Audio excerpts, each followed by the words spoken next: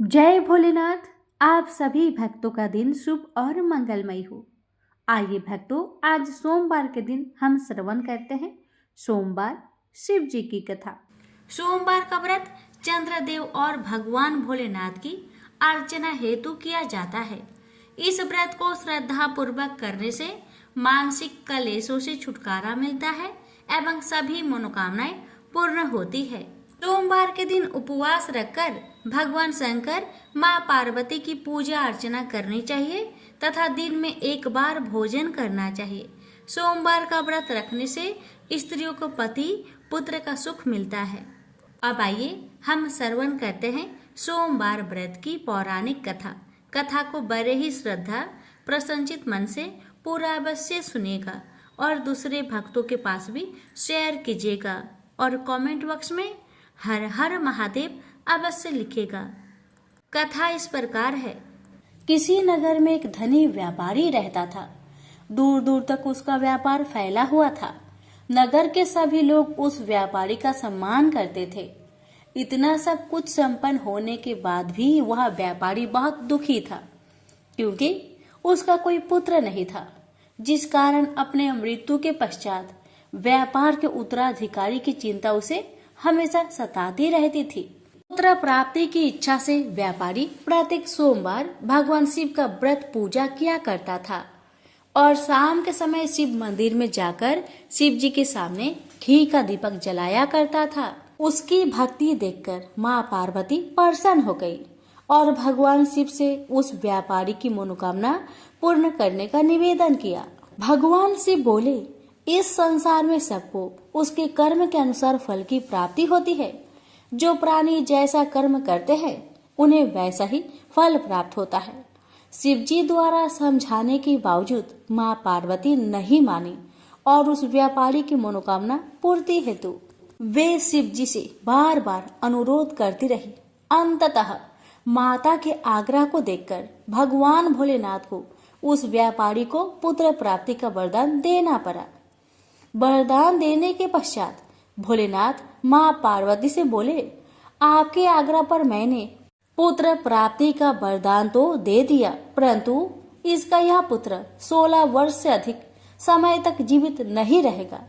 उसी रात भगवान शिव उस व्यापारी के सपने में आए और उसे पुत्र प्राप्ति का वरदान दिया और उसके पुत्र की 16 वर्ष तक जीवित रहने की भी बात बताई।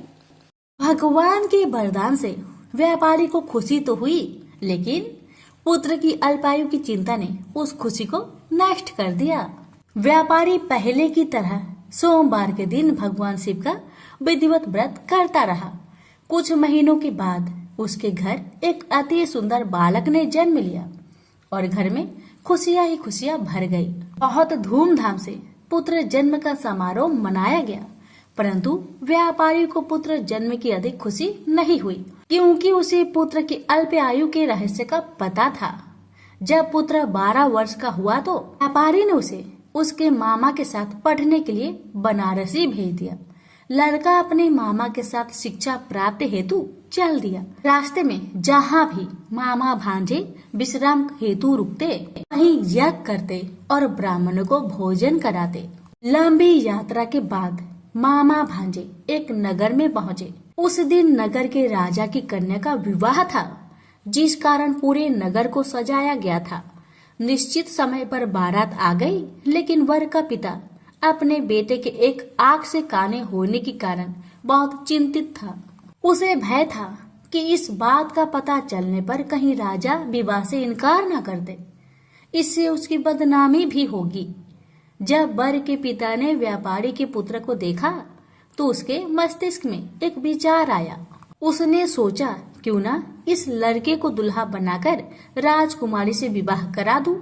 विवाह के बाद इसको धन देकर विदा कर दूंगा और राजकुमारी को अपने नगर ले जाऊंगा। वर के पिता ने लड़के के मामा से इस संबंध में बात की। मामा ने धन मिलने की लालच में वर के पिता की बात को स्वीकार कर ली। लड़के को दूल्हे का वस्त्र पहनाकर राजकुमारी से विवाह कर दिया गया। राजा ने बहुत सारा धन देकर राजकुमारी को विदा किया। शादी के बाद लड़का जब राजकुमारी के साथ लौट रहा था तो वह सच नहीं छिपा सका और उसने राजकुमारी के ओढ़ने पर लिख दिया, राजकुमारी, तुम्हारा विवाह मेरे साथ हुआ था। मैं तो बनारसी पढ़ने के लिए जा रहा हूँ और अब तुम्हें जिस नवयुवक की पत्नी बनना पड़ेगा वह कान्हा है।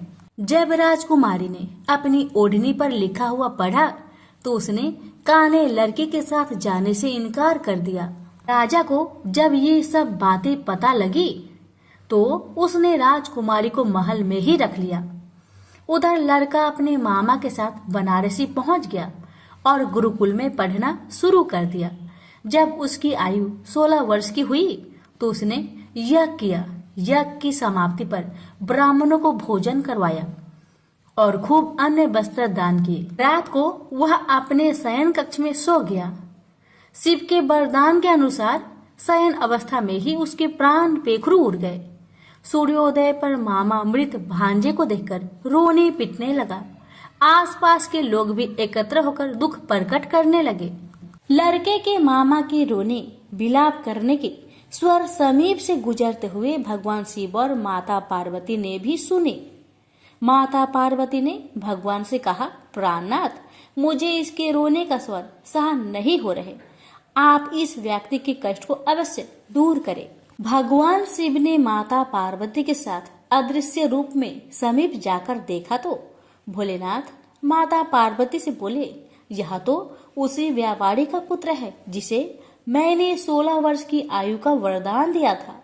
इसकी आयु पूरी हो गई है। माँ पार्वती ने फिर भगवान शिव से निवेदन कर उस बालक को जीवन देने का आग्रह किया। माता पार्वती के आग्रह पर भगवान शिव ने उस लड़के को जीवित होने का वरदान दिया और कुछ ही पल में वह जीवित होकर उठ बैठा। शिक्षा समाप्त करके लड़का मामा के साथ अपने नगर की ओर चल दिया। दोनों चलते हुए उसी नगर में पहुंचे जहां उसका विवाह हुआ था। उस नगर में भी यज्ञ का आयोजन किया। समीप से गुजरते हुए नगर के राजा ने यज्ञ का आयोजन देखा और उसने तुरंत ही लड़के और उसके मामा को पहचान लिया। यज्ञ के समाप्त होने पर राजा मामा और लड़के को महल में ले गया और कुछ दिन उन्हें महल में रखकर बहुत सा धन वस्त्र आदि देकर राजकुमारी के साथ विदा कर दिया। इधर भूखे प्यासे रहकर व्यापारी और उसकी पत्नी बेटे की प्रतीक्षा कर रहे थे। उन्होंने प्रतिज्ञा कर रखी थी कि यदि उन्हें अपने बेटे की मृत्यु का समाचार मिला तो दोनों अपने प्राण त्याग देंगे। परंतु जैसे ही उसने बेटे के जीवित वापस लौटने का समाचार सुना तो वह बहुत परेशान हुआ। वह अपनी पत्नी और मित्रों के साथ नगर के द्वार पर पहुंचा। अपने बेटे के विवाह का समाचार सुनकर पुत्र वधू राजकुमारी को देखकर उसकी खुशी का ठिकाना न रहा। उसी रात भगवान शिव ने व्यापारी को सपने में आकर कहा, हे श्रेष्ठी, मैंने तेरे सोमवार व्रत करने और व्रत कथा सुनने से प्रसन्न होकर तेरे पुत्र को लंबी आयु प्रदान की है। पुत्र की लंबी आयु जानकर व्यापारी बहुत प्रसन्न हुआ। शिव भक्त होने तथा सोमवार का व्रत करने से व्यापारी की सभी मनोकामनाएं पूर्ण हुई। इसी प्रकार जो भक्त सोमवार का विधिवत व्रत करते हैं और व्रत कथा सुनते हैं उनकी सभी इच्छाएं पूरी होती है।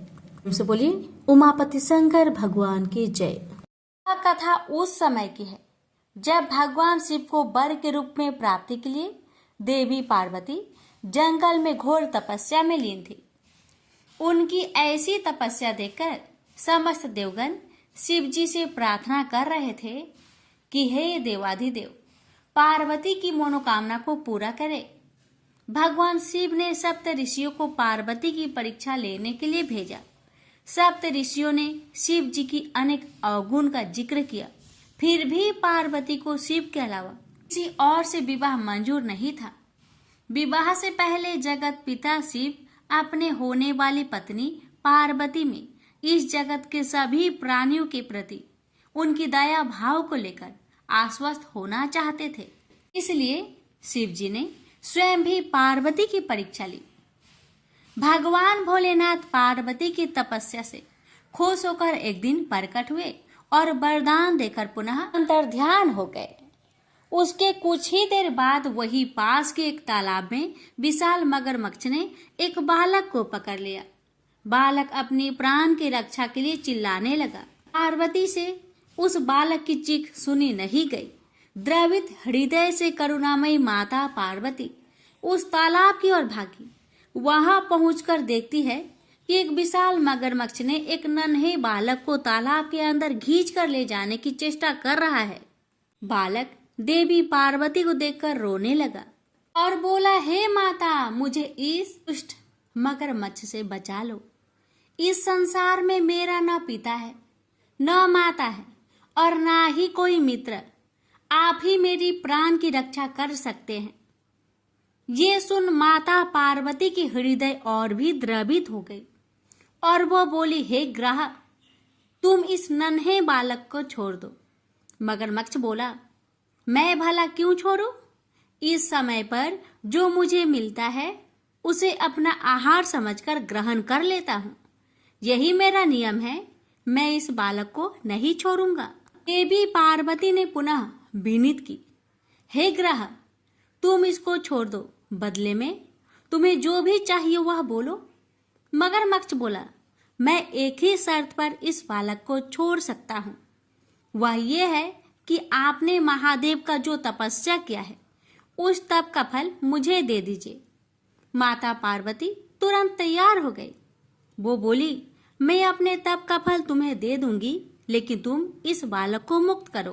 मगरमच्छ फिर बोला, हे देवी, आप ठंडे दिमाग से सोचकर फैसला लो। आवेश में आकर संकल्प मत लो। आपने जो हजारों वर्षों से तप किया है वो देवता से भी संभव नहीं है और उस तप का फल इस तुच्छ बालक के जान के बदले चला जाएगा। माता पार्वती बोली, हे ग्रह, मेरा निश्चय अटल है। मैं अपने हजारों वर्षों के तप का फल तुम्हें देती हूँ। तुम इसका जीवन बख्श दो। फिर माता पार्वती से तपस्या दान का संकल्प करवाया। तप का दान होते ही मगरमच्छ का शरीर एक तेज प्रकाश सा चमक उठा। मगरमच्छ बोला, हे देवी, देखो, आपके तप के प्रभाव से मैं प्रकाशमयी हो गया हूँ। आपने सालों की तपस्या एक बच्चे के लिए गवा दी। चाहो तो मैं तुम्हें अपनी गलती सुधारने का एक अवसर और दे सकता हूँ। पार्वती जी ने कहा, तब तो मैं पुनः कर सकती हूँ, किंतु यदि तुम इस बालक को निगल जाते तो क्या इसका जीवन पुनः वापस मिल पाता? देखते ही देखते बालक और मगरमच्छ दोनों ही अदृश्य हो गए। पार्वती जी ने सोचा, मैंने तप दान कर दिया, अब पुनः तपस्या प्रारंभ करती हूँ और फिर से तपस्या करने का संकल्प लिया। संकल्प लेते ही फिर से भगवान शिव प्रकट हुए और बोले, हे पार्वती, भला अब क्यों तपस्या करने जा रही हो? पार्वती जी ने कहा, प्रभु, मैंने अपनी सारी तपस्या दान कर दिया है। आपको पति के रूप में पाने के लिए मैं फिर से वैसा ही कठिन तपस्या कर आपको प्रसन्न करूंगी। शिव जी ने कहा, हे पार्वती, मगरमच्छ और लड़के दोनों ही रूपों में मैं ही था। तुम्हारा चित्त संसार के सुख दुख का अनुभव करता है या नहीं, इसकी परीक्षा लेने के लिए मैंने ही यह सब किया था। सभी रूपों में दिखने वाला मैं ही हूँ। तुमने अपना तपस्या मुझे ही दिया है। इस तरह पार्वती जी ने अपनी परीक्षा में सफल हुई। प्रेम से बोलिए, हर हर महादेव। प्राचीन काल से ही काशी शिव क्रीड़ा का केंद्र रहा है। एक बार भगवान शिव पार्वती सहित काशी पधारे। वे कुछ दिन काशी में रुके। तत्पश्चात मंदराचल पर चले गए। मंदराचल पर शीतल मंद समीर बह रही थी। शिव बड़ी तन्मयता से प्राकृतिक की छटा देखने लगे। तभी एकाएक पीछे से आकर पार्वती ने परिहास पूर्वक उनके दोनों नेत्र बंद कर दिए। पार्वती के हाथों के पसीने और शिव के चेहरे की तेज से शिव के नेत्रों की कोर से पानी टपक गया और उससे एक कारल मुख, भयंकर, क्रोधी, अंधा और कृष्ण वर्ण का बालक पैदा हो गया। वह पैदा होते ही चिल्लाने और नाचने लगा और बार बार अपनी जीभ निकालकर डरावनी चेष्टाएं करने लगा। यह देख पार्वती भयभीत हो गई। उन्होंने शिव से उस विकराल बालक के विषय में पूछा तो शिव ने बताया कि वह उन्हीं का पुत्र है जो नेत्रों से पानी बहकर गिरने के कारण उत्पन्न हो गया है। पार्वती ने उसके पालन पोषण का दायित्व अपने सखी को सौंप दिया और वह बालक उनकी सखी द्वारा पोषित होने लगा। पार्वती जी ने उनका नाम अंधक रखा। इसी बीच हिरण्यकशिपु का भाई हिरण्याक्ष शिव की तपस्या में तत्लीन था।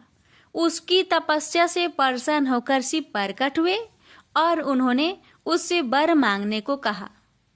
उठो पुत्र, मैं तुम्हारे तप से प्रसन्न हूँ, बोलो क्या वर मांगते हो।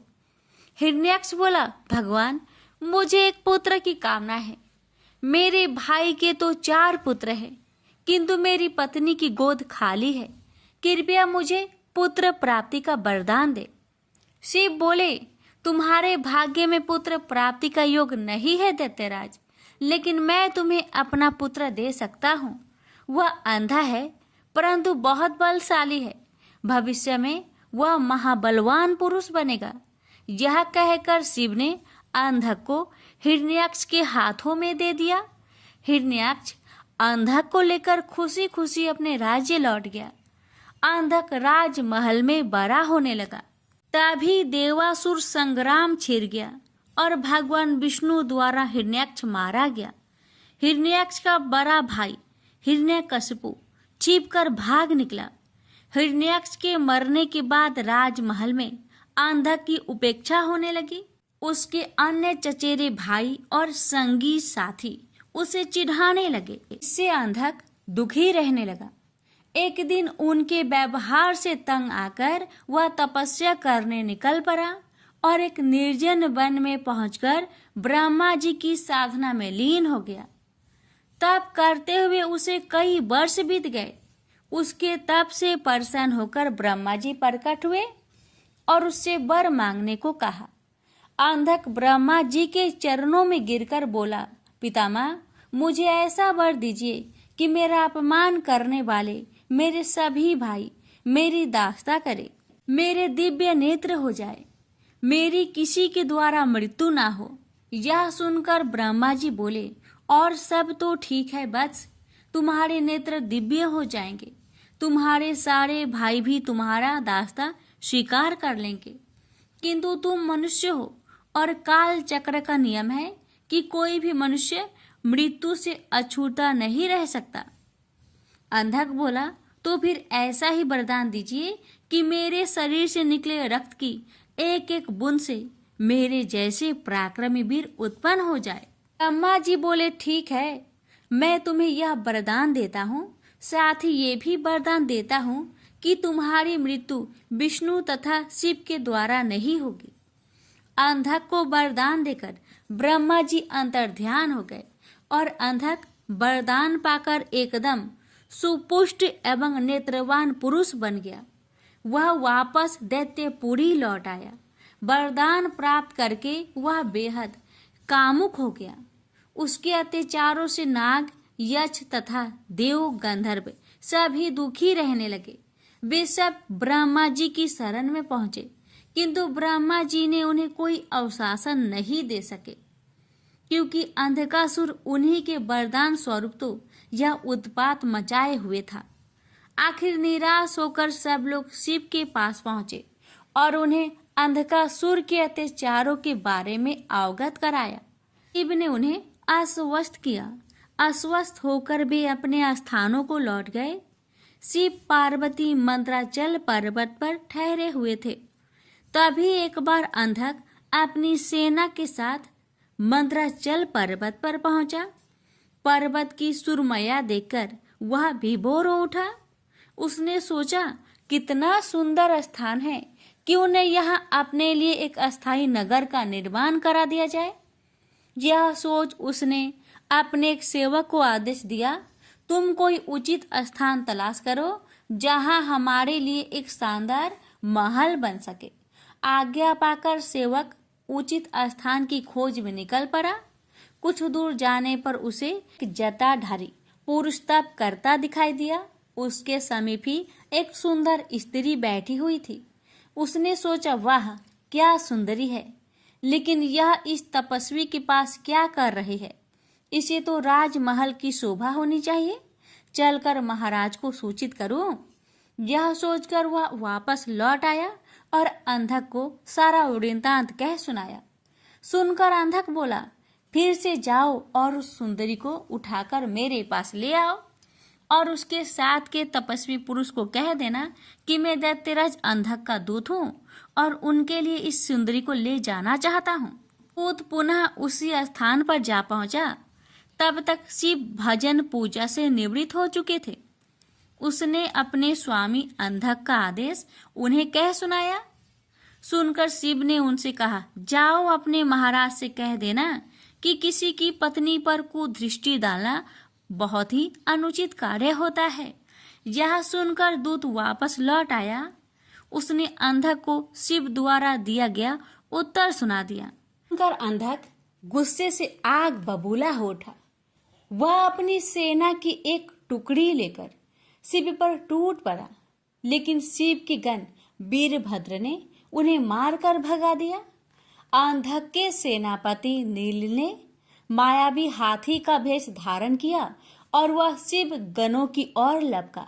यह देख वीरभद्र ने तुरंत सिंह का भेष धारण कर लिया और नील का वध कर डाला। दूसरी ओर नंदी अंधक से युद्ध कर रहा था। उसने इतने प्रबल वेग से आक्रमण किया कि अंधक को जान बचाने के अलावा और कुछ न सूझ सका और वह अपनी सेना सहित भाग गया। अंधक के पराजित होकर भागने के पश्चात शिव पशुपत नामक व्रत करने लगे। पार्वती को उन्होंने मंद्राचल स्थित देवी मंदिर में भेज दिया और शिव के गण देवी के मंदिर पर पहरा देने लगे। अंधक अपनी पराजय को न भूल सका। उसने पुनः सेना एकत्र की और हमला कर घनघोर युद्ध छिड़ गया। अंधक ने नंदीश्वर को मूर्छित कर दिया। देवर्षि नारद द्वारा यह समाचार विष्णु तक पहुंचाया गया। इंद्र आदि को भी यह संदेश भेजा गया। देखते ही देखते देवों की एक विशाल सेना मंद्राचल पर आ जुटी। देव और दैत्यों में भयानक युद्ध छिड़ गया, लेकिन दैत्यों की प्रबल मार के आगे देवताओं की हार होने लगी। उनके पैर उखड़ने लगे। अंधक ने एक बार फिर शिव के पास संदेश भिजवाया कि उस स्त्री को मुझे सौंप दो और अपनी जान बचा लो, अन्यथा शीघ्र ही अन्य देवों के साथ साथ तुम्हें भी यमलोक पहुंचना पड़ेगा। यह संदेश सुनकर शिव के नेत्र जल उठे। उन्होंने हुक्कार भरते हुए अपना त्रिशूल उठा लिया। तभी घबराया हुआ नंदी वहां पहुंचा और शिव से बोला, प्रभु दैत्य सेना बहुत ही प्रबल है, हमारे समस्त गण मारे गए, देवता मैदान छोड़कर भाग निकले, मैं किसी तरह जान बचाकर आया हूँ।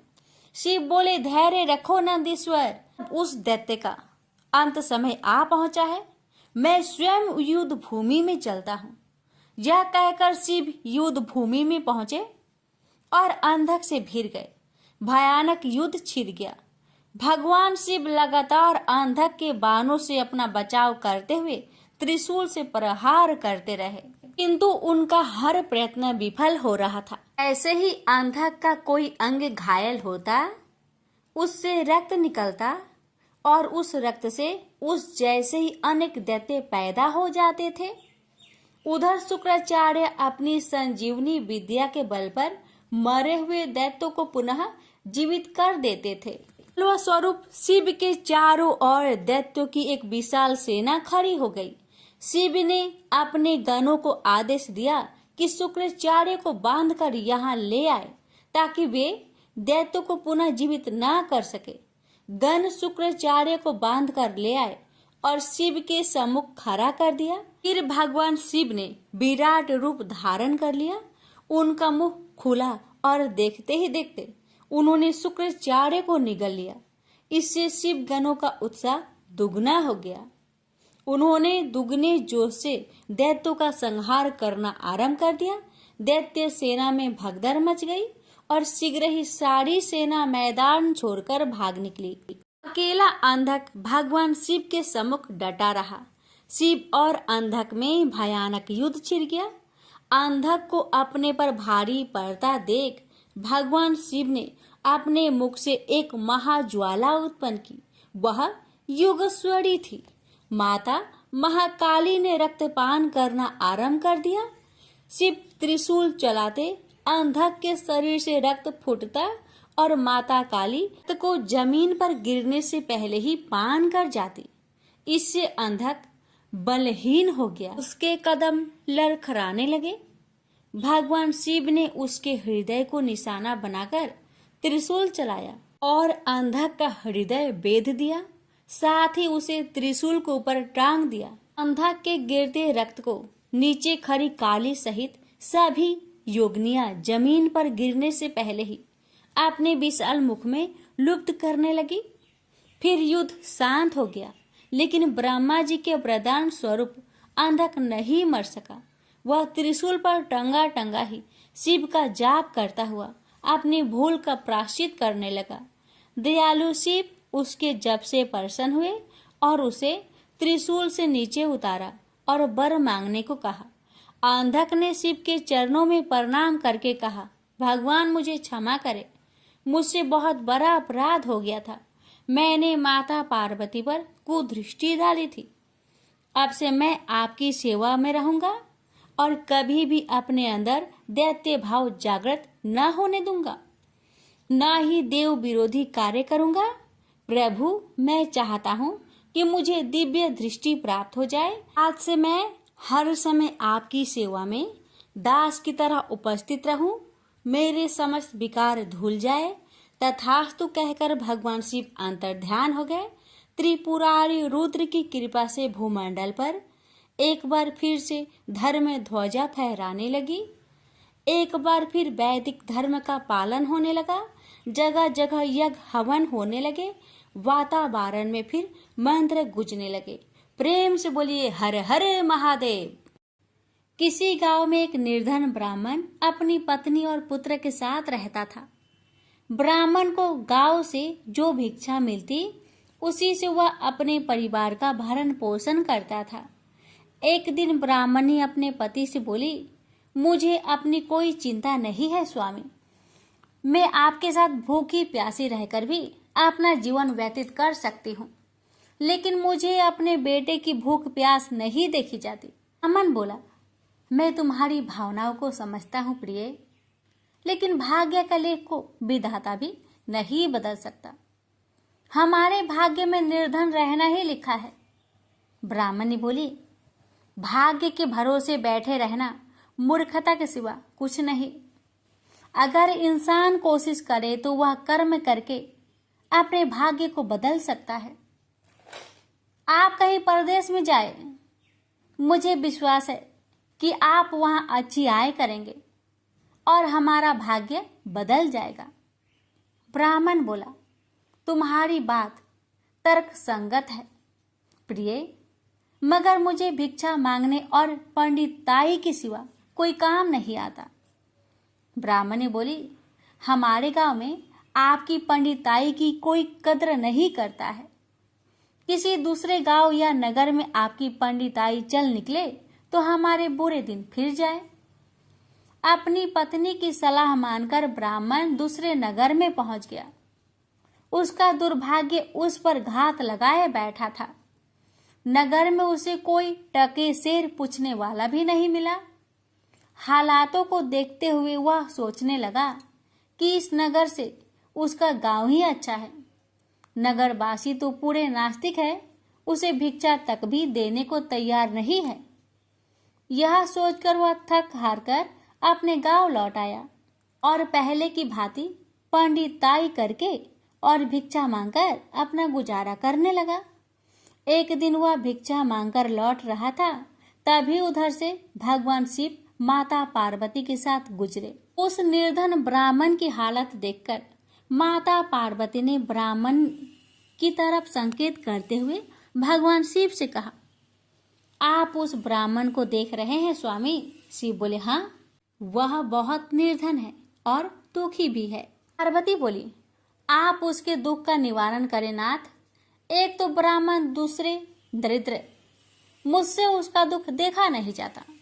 शिव बोले, यह मृत्यु लोक है प्रिय, जहाँ हर प्राणी किसी न किसी दुख से त्रस्त है। सब अपने अपने कर्मों का फल भोग रहे हैं। तुम किस किस का दुख दूर कराओगी? पार्वती बोली, आपको उस निर्धन ब्राह्मण को धनवान बनाना होगा स्वामी। शिव बोले, वह भाग्यहीन है पार्वती। उसके भाग्य में फटे पुराने कपड़े और रूखा सूखा भोजन ही लिखा है। मगर पार्वती अपनी जीत पर अड़ी रही।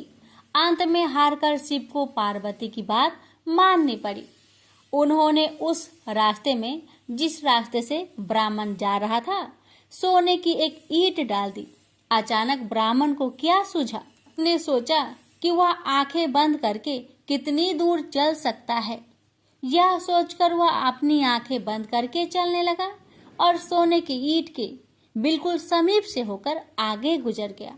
काफी दूर आगे जाने के बाद ही उसने अपनी आंखें खोली। यह देख भगवान शिव मुस्कुराते हुए बोले, हमने तुमसे कहा था ना प्रिय कि वह ब्राह्मण भाग्यहीन है। भाग्यहीन मनुष्य कभी धन प्राप्त नहीं कर सकता। फिर भगवान शिव पार्वती के साथ कैलाश पर्वत लौट गए।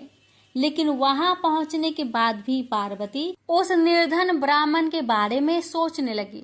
वह किसी न किसी तरह उस ब्राह्मण को देखना चाहती थी।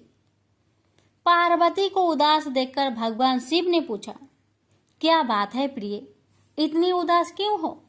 पार्वती ने भगवान शिव से निवेदन किया, स्वामी, उस निर्धन ब्राह्मण का परिवार 3 सदस्यों का है। उनमें आप किसी एक को धनवान बना दे। ब्राह्मण परिवार की दरिद्रता मिट जाएगी। आप उन तीनों को एक एक वर दे। मुझे उम्मीद है कि वे तीनों आपसे दौलत का वर ही मांगेंगे। इस तरह वे धनवान बन जाएंगे। शिव बोले, ठीक है प्रिय, जैसा तुम चाहोगी वैसा ही होगा। और फिर कुछ दिनों के बाद भगवान शिव पार्वती के साथ ब्राह्मण के घर पहुंचे। साक्षात भगवान शिव और पार्वती को देखकर ब्राह्मण परिवार आत्मा विभोर हो उठा। उन्होंने भगवान शिव और पार्वती के चरण स्पर्श किए। शिव बोले, मैं तुम तीनों को एक एक वर देना चाहता हूँ। तुम तीनों अपनी इच्छा अनुसार वर मांग सकते हो। ब्राह्मणी उतावला होते हुए बोली, पहले मुझे वर दीजिए प्रभु। भगवान शिव ने कहा, मांगो, क्या चाहती हो? काफी सोचने समझने के बाद ब्राह्मणी बोली, भगवान, मुझे दुनिया की सबसे अधिक खूबसूरत और जवान औरत बना दीजिए। मरते दम तक मेरी जवानी और सुंदरता कायम रहे। भगवान शिव ने मुस्कुराकर कहा, तथास्तु। अगले ही पल बूढ़ी ब्राह्मणी एक जवान और खूबसूरत युवती के रूप में बदल गई। उसी समय उनके घर के सामने से गांव के जमींदार का पुत्र गुजर रहा था, जो घोड़े पर सवार था। उसने खूबसूरत ब्राह्मणी को देखा तो उस पर मुग्ध हो उठा। वह इस खूबसूरत ब्राह्मणी से शादी करेगा। यह सोचकर उसने उसे अपने घोड़े पर बैठाया और घोड़ा अपनी हवेली के तरफ दौड़ दिया। यह देख ब्राह्मण अपनी छाती पीटते हुए विलाप करने लगा, हाय मेरी पत्नी, रो मत ब्राह्मण श्रेष्ठ, तुम भी मुझसे कोई वर मांग लो, जो मांगोगे तुम्हें मिलेगा। भगवान शिव सांत्वना देते हुए बोले, मेरी पत्नी को वापस बुला लीजिए प्रभु, मुझे इसके सिवा कुछ भी नहीं चाहिए। ब्राह्मण ने निवेदन करते हुए कहा। भगवान शिव बोले, तथास्तु। देखते ही देखते ब्राह्मणी वहां खड़ी थी। अपने पत्नी को अपने सामने देखकर ब्राह्मण राहत की सांस ली। भगवान शिव ने ब्राह्मण पुत्र से कहा, तुम क्या वर मांगते हो बेटा? ब्राह्मण पुत्र ने काफी सोचने समझने के बाद कहा, भगवान, मुझे कुछ नहीं चाहिए, लेकिन आप मेरी माँ को पहले जैसी बूढ़ी बना दीजिए। तथास्तु, भगवान शिव ने कहा, और अगले ही पल ब्राह्मणी पहले के समान बूढ़ी हो गई। ब्राह्मण परिवार की मूर्खता पर पार्वती ने अपना माथा पीटा। सोचने लगी कि तीनों ही वास्तव में ही भाग्यहीन हैं। विधि ने उनके भाग्य में जो लिख दिया है उसे देवी देवता भी नहीं बदल सकते। प्रेम से बोलिए हर हर महादेव। पार्वती जब भी अपने पति शिव के साथ दूसरे देवताओं के निवास स्थान पर जाती और वहां उनके सजे धजे सुंदर भवनों को देखती तो उन्हें बड़ी हीनता का बोध होता। वो यह महसूस करती कि हमसे छोटे छोटे देवताओं के पास भी बड़े बड़े भव्य भवन हैं, लेकिन हमारे पास कुछ भी नहीं। कहने को मैं आदिदेव शिव की पत्नी हूँ, लेकिन रहने के लिए मिली है कैलाश पर्वत की कंदराएं और पहनने के लिए वल्कल। किसी उचित आवास के अभाव में मैं अन्य सुख सुविधाओं का भी उपभोग नहीं कर सकती। एक दिन पार्वती ने अपने मन की यह व्यथा अपने पति शिव से कही। सुनकर शिव मुस्कुराए, फिर बोले, इसमें हीनता की कोई बात नहीं है देवी। प्रत्येक व्यक्ति की अपनी अपनी जीवन शैली होती है। हमारी जीवन शैली यही है। हम अपनी इस शैली को हीन क्यों समझे? अन्य देवगण प्राकृतिक से बहुत दूर है, जबकि हम प्राकृतिक की गोद में निवास करते हैं। यह तो हमारे लिए गौरव की बात है, हीनता की नहीं। शिव के तर्कों से पार्वती संतुष्ट नहीं हुई और बोली, मुझे आपकी ये बातें समझ में नहीं आती देव। मुझे तो अपना एक आवास चाहिए, बहुत ही भव्य और सुख सुविधा से पूर्ण। शिव ने अपनी सहज मुस्कान के साथ उत्तर दिया, इसमें क्या मुश्किल है देवी। मैं अभी विश्वकर्मा को बुलवा देता हूँ, उनसे जैसा चाहे वैसा आवास बनवा ले। विश्वकर्मा को बुलवाया गया। पार्वती ने आदेश दिया, हमारे लिए एक ऐसा भवन बनाओ जैसा विश्व में कहीं ना हो। विश्वकर्मा ने आदेश स्वीकार किया। निर्माण कार्य प्रारंभ हो गया। कुछ ही समय में पार्वती की इच्छा अनुसार भव्य भवन तैयार हो गया। अपने भवन को देखकर पार्वती अति प्रसन्न हुई। गृह प्रवेश की तैयारी होने लगी। पार्वती चाहती थी कि गृह प्रवेश के समय सभी प्रमुख देवता हमारे यहाँ उपस्थित रहे। शिव ने अपनी सहमति दे दी। सभी प्रमुख देवी देवताओं को आमंत्रण भेजा गया। गृह प्रवेश के समय वे सब कैलाश पर्वत पर आ गए। उन्होंने पार्वती के भव्य भवन की भूरी भूरी प्रशंसा की। इन विश्व नियंता ब्रह्मा खामोश रहे। जब सब देवी देवता जाने लगे तो पार्वती ने ब्रह्मा जी से पूछा, देव, क्या आपको यह आवास पसंद नहीं आया? ब्रह्मा जी ने आश्चर्य व्यक्त करते हुए पार्वती से ही प्रश्न किया, देवी, मैंने ऐसा कब कहा? आपके चेहरे की भाव भंगिमा कुछ ऐसा ही कह रही है प्रभु। पार्वती ने अपनी शंका स्पष्ट की। फिर ब्रह्मा जी को मौन देखकर पार्वती ने अपनी बात आगे बढ़ाई। देव, आप कुछ संकोच कर रहे हैं, स्पष्ट कहिए क्या बात है? ब्रह्मा जी ने तनिक रुककर उत्तर दिया, देवी, और तो सब ठीक है, लेकिन इस प्रसाद पर शनि की कुदृष्टि है। इतना कहकर वे वहां से चले गए। पार्वती ने ब्रह्मा जी की बात शिव को बतलाई तो वे भी कुछ चिंता में पड़ गए। पार्वती ने शिव से पूछा, प्रभु, शनि की दृष्टि से क्या हो सकता है? यह प्रसाद जल सकता है? शिव ने उत्तर दिया। यह सुनकर पार्वती भी चिंतित हो गई और बोली, प्रभु, इसके लिए कोई उपाय कीजिए। शिव ने निराशा व्यक्त की। शनि के दृष्टि को हटाना सरल नहीं है देवी। शिव का उत्तर सुनकर पार्वती आवेश में आ गई और बोली, सरल क्यों नहीं है?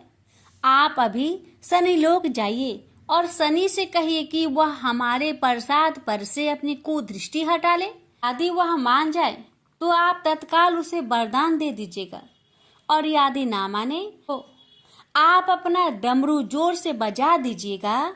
मैं स्वयं अपने प्रसाद को आग लगा दूंगी। यदि प्रसाद को जलना ही है तो यह मेरे ही हाथों से जलेगा, शनि की कुदृष्टि से नहीं। इसके बाद मैं शनि को श्राप दूंगी। पार्वती की इच्छा अनुसार शिव शनि लोक गए। वहां शनि देव ने उनकी अभ्यर्थना की और आदर के साथ आसन पर बैठाया। आसन ग्रहण करने के बाद शिव ने अपने आने की प्रयोजन बताया। देवी पार्वती ने जो प्रसाद बनवाया है उस पर तुम्हारी कुदृष्टि है। माता वे चाहती हैं कि तुम उधर से अपनी कुदृष्टि हटा लो। शनि देव ने करवध होकर निवेदन किया, आप निश्चिंत रहे देव, माता पार्वती के प्रसाद पर कुदृष्टि डालने का मैं दुस्साहस कर ही नहीं सकता। शनि से अवशासन पाकर शिव प्रसन्न हो गए और बोले, शनि मैं तुमसे प्रसन्न हूँ, तुम जो चाहे वर मांग सकते हो। शनि ने विनम्र भाव से कहा, प्रभु आपका दिया हुआ सब कुछ मेरे पास है, क्या मांगू?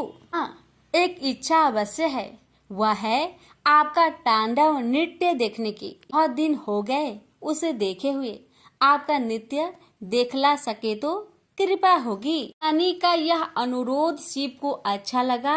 उन्होंने तत्काल अपना डमरू उठा लिया और लगे नृत्य करने।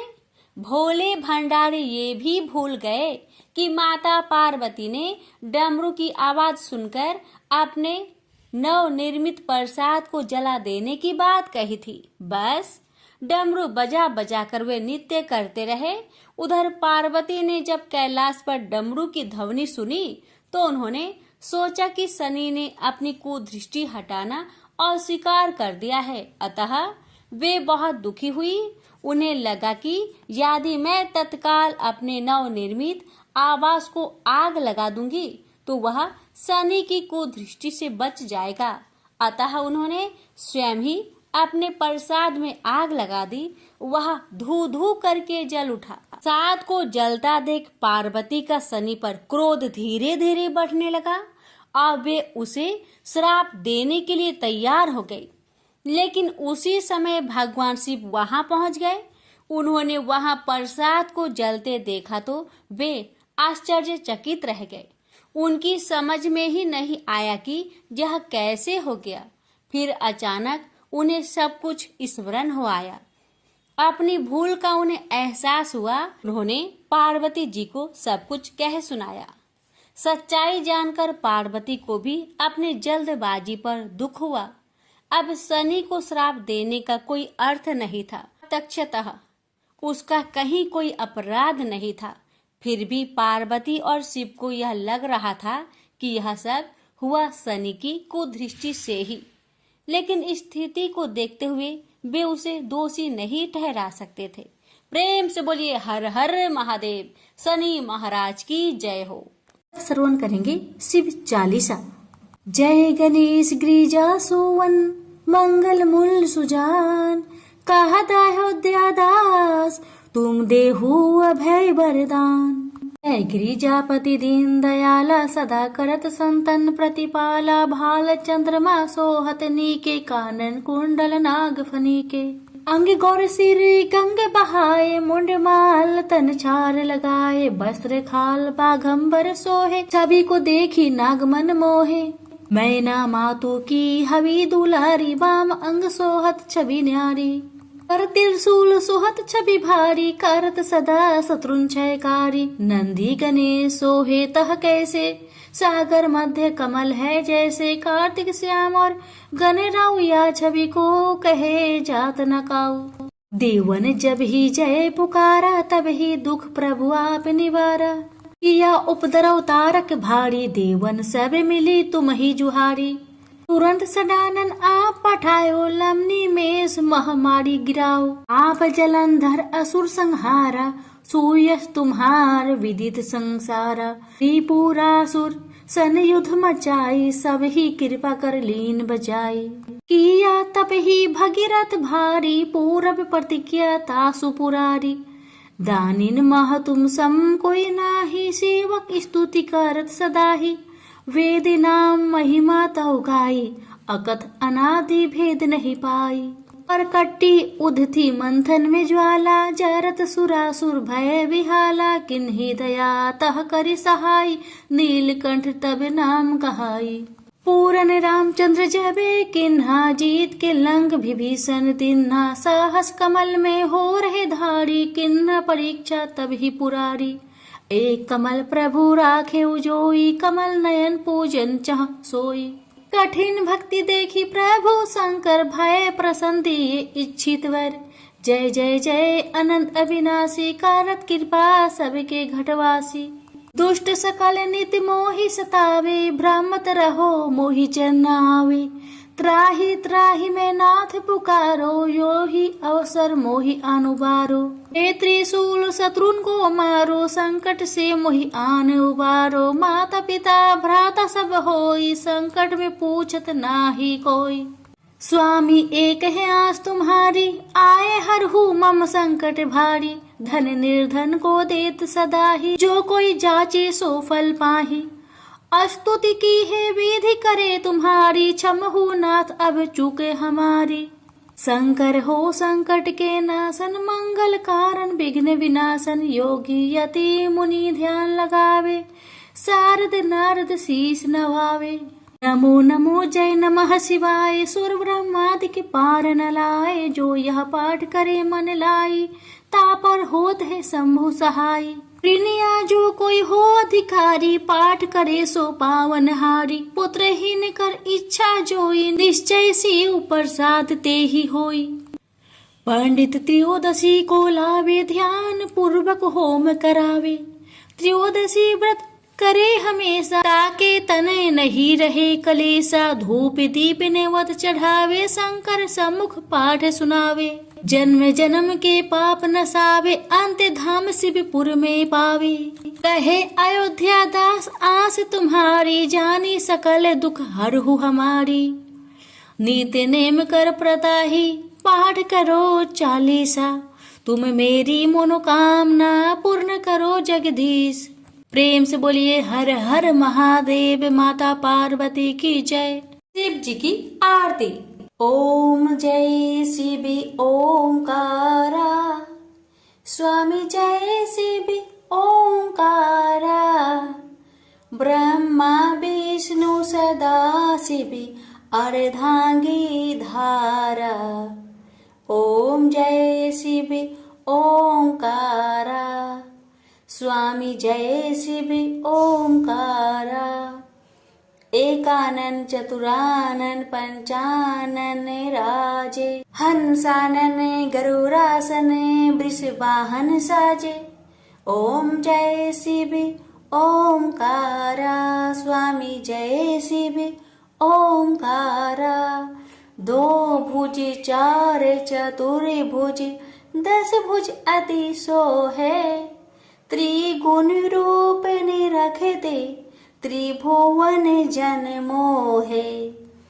ऐछि माला बने माला, मुंड माला धारी। त्रिपुरारी कंसारी, करे माला धारी। श्वेतांबर पीतांबर, बाघंबर अंगे। सनकादिके गरुणादिके, भूतादिके संगे। कर के माध्य का मंडलु चक्र, त्रिशूली धारी। सुखकारी दुखहारी, जगपालनकारी। ब्रह्मा विष्णु सदा शिव, जानत अविवेका।